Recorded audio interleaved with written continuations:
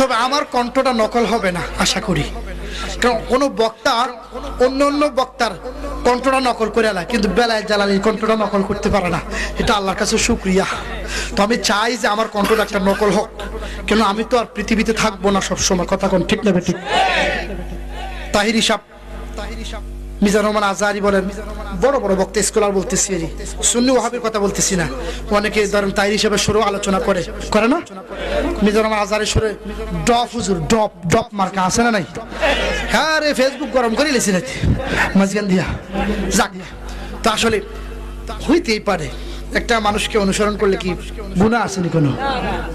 তো আমার কণ্ঠটা স্কেলটা আসলে এটা আমার বাবা জালালি একটা দান, যতই ছিলে ততই সুন্দর হয়। কি প্রমাণ পাইছেন না আপনারা? আমি জানি আপনারা কতক্ষণে চলে যাইতেন, এটা আমি বুঝতে পারি। এখন